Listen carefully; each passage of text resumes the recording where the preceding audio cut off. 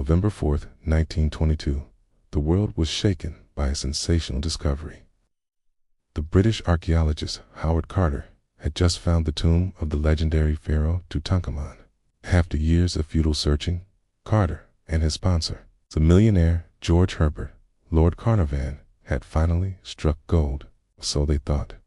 For what followed was one of the strangest chapters in the history of archaeology. As word spread about the discovery, people began to die mysteriously.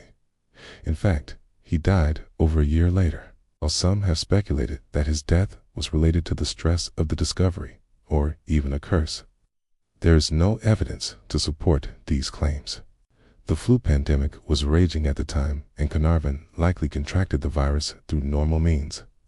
For example, one of the team members died when a boat capsized. Another died from a snake bite, which, let's face it, is not exactly unusual in Egypt. Well, there are certainly some eerie coincidences surrounding its discovery. For example, Carter and his team found the entrance to the tomb on the 23rd of November.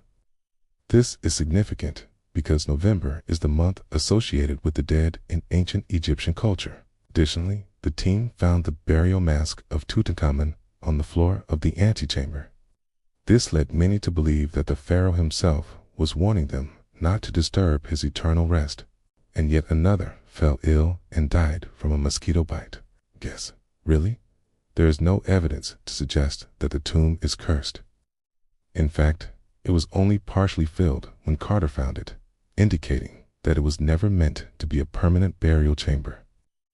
Tutankhamun was initially buried in the Valley of the Nobles, and his remains were later moved to this tomb. Apparently, he developed a severe allergic reaction to a mosquito bite and died as a result. First, it was Carnarvon who fell ill with the Spanish flu and died soon after. After years of searching, Carter and his team finally discovered the entrance to the tomb in 1922. But the story of the subsequent events is much more complex than a simple curse. Several other members of the excavation team also died under mysterious circumstances. But to say that these deaths were due to a curse is a vast exaggeration. Then, Carter's sister died suddenly, and several other members of the excavation team met with bizarre accidents or illnesses. And while there may be some mysterious deaths surrounding the discovery of Tutankhamun's tomb, there is no evidence to support the claim that it is cursed.